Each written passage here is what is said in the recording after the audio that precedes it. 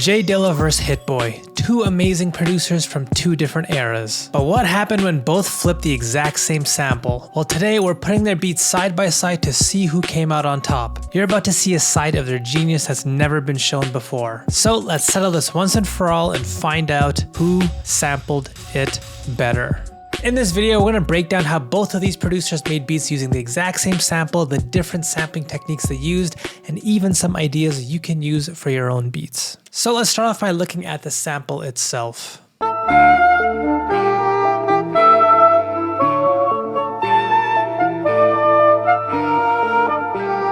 An avant-garde jazz song from the late 70s, a period in which electronic instrumentation and sounds were being introduced into jazz. And when looking at the sample, it's the synths in it that Dilla and HitBoy both use in different ways. So I'll start by looking at Dilla's beat, where he used this sample for Phife Dawg's 4 Horsemen. Why don't you sell Gerbers? 12, 12, 58, hit me cake off like Curtis. This song came out in 2000, and in it we see a more classic approach to sampling. Now let me show you what I mean. Nowadays, producers use modern sampling tools that let you control the pitch and the speed of a sample separately. But in the past, producers couldn't do this. They were limited because of technology, so here's what they would do instead to get the sample to fit into their beat. They would use the speed slider on their turntable to change how fast or slow the sample was playing. This helped them match the speed of the tempo to whatever BPM they wanted to make for their beat. But this also changed the pitch of the sample, and this is exactly what Dilla does for this beat here. We can even mimic this classic sampling approach within our modern DAWs by using some very simple time stretching. So here is the main piece of the sample that Dilla uses. And you can see if we turn on stretching, we can shrink or stretch this sample out. And as you heard, the pitch of the sample also changes. So at this point, the next step is to stretch or shrink the sample so it perfectly matches the BPM that we select. So here, the BPM of Dilla's beat is 95. And so Dilla takes the sample and shrinks it to perfectly match this beat's BPM.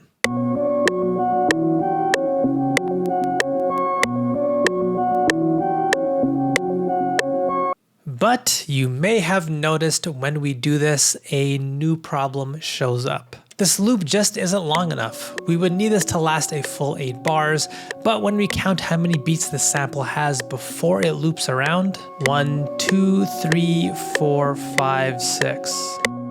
So this is telling us that the sample is in a different time signature than a normal hip hop beat. And we need to fix this before we can start actually making this beat. Because if we merely try to take the sample and stretch it out so it does fit a full 8 bars, you can hear the problem.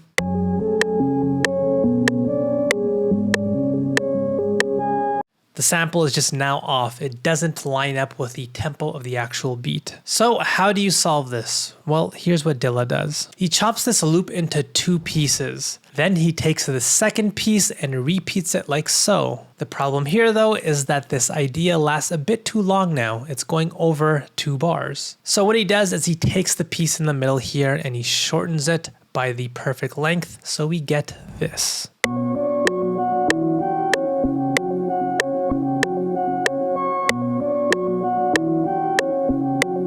Now this idea fits perfectly within 2 bars, plus it's still on tempo. At this point, we can move on to building drums and the bass line to complete the beat, which we will do now. Here we have this hi-hat, which is slightly late every once in a while.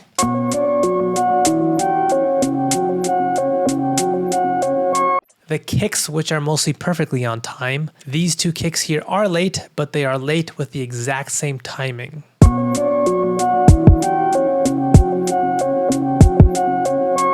And then finally, we have the snares, which are early, but again, with the similar consistency to each other as well.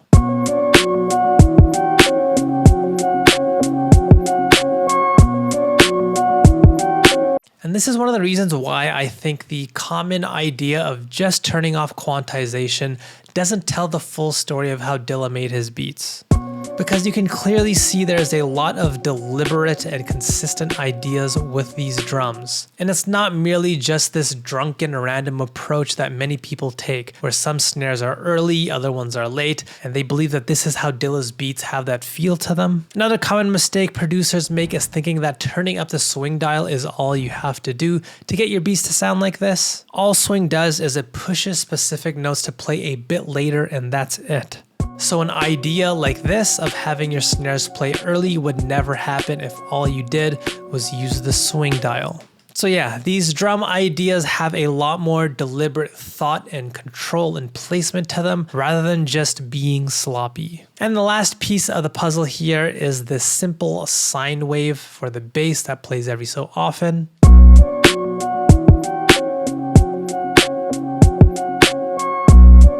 But every few bars that Dilla brings in this much more full bass idea to bring variation to the beat.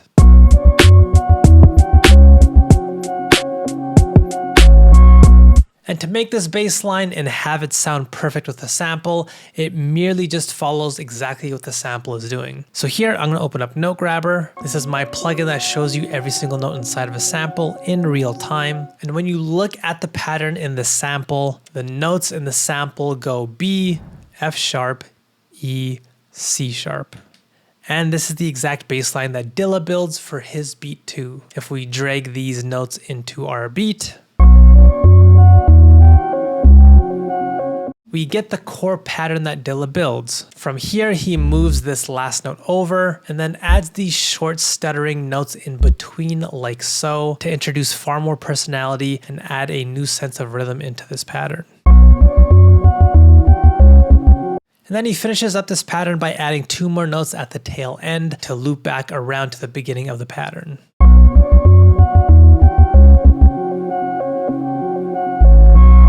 So if you struggle to build bass lines or even chords or melodies around your samples, I highly suggest trying out Note Grabber. It's built for this exact problem. You can try it for 14 days absolutely free and just see if it helps you. The link is in the description box below. But yeah, that is how J Dilla made this beat.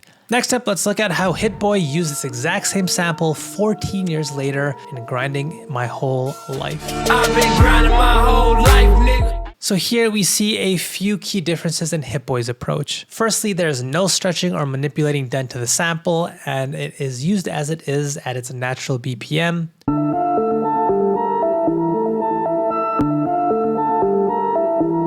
And since the beat is made at a far different tempo, one that is more fitting for a trap beat, that's exactly what HitBoy decides to make using this sample.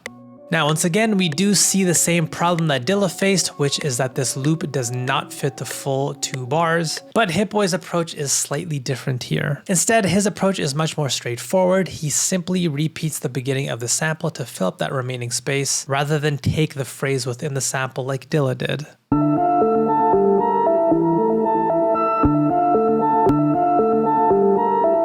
Now that HitBoy has his loop ready, we move on to the structuring around the sample. Like I mentioned, this beat has more trap elements, so we have this clap and an open hi-hat before the second clap.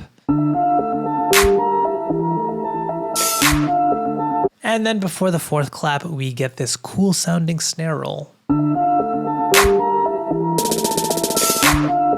So that's the drums done. From here, we move on to the bass line. Again, this being a trap beat, HitBoy goes with an 808. And much like Dilla's beat, HitBoy's bass line follows what the sample is doing as well. But since HitBoy didn't change the pitch of the sample and use slightly different chops, the notes within his loop will be different compared to Dilla's beat. Here we have a D, a G, an E, and then a D again. Then from here, he fills the bass pattern with his own ideas.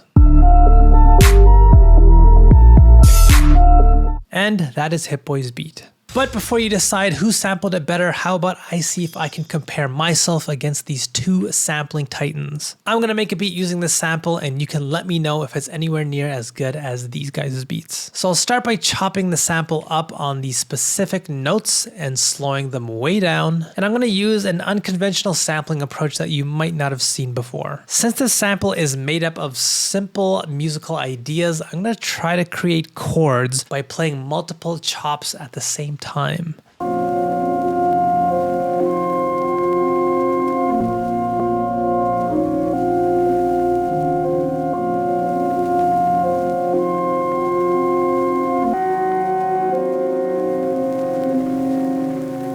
Now this doesn't sound all that interesting so far, but this gives me a solid bedrock to build on top of.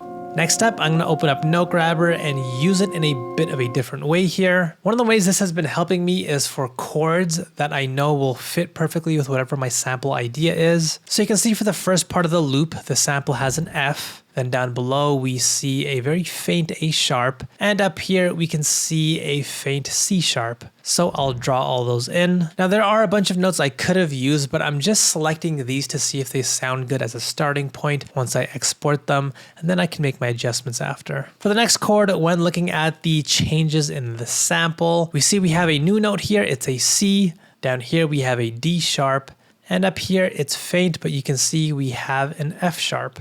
And so if we bring these chords into the beat, so I like this as a starting point. Next, I will start shifting notes around, all with the confidence of knowing that I'm actually using the right notes thanks to Note Grabber. So yeah, building patterns like chords, melodies, bass lines becomes much easier since I will get clarity on what the sample's actually doing. So after doing this for my entire sample, this is the pattern that I've come up with.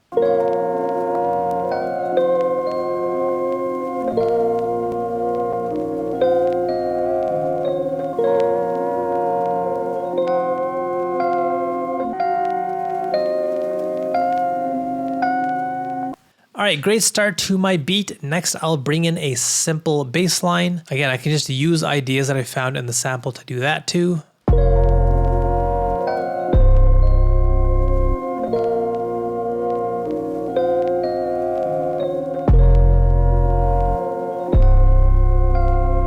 And then from here, once I add in the drums and some smaller details and a small melodic idea, this beat will come together easily.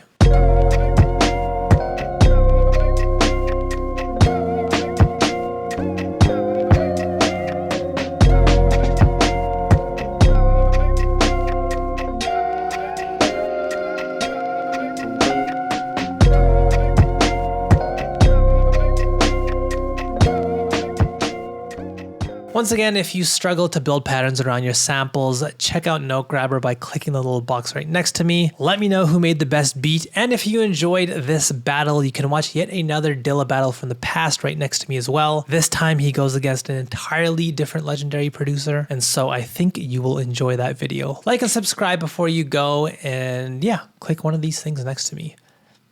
It's clicking time. Just click one of them, come on.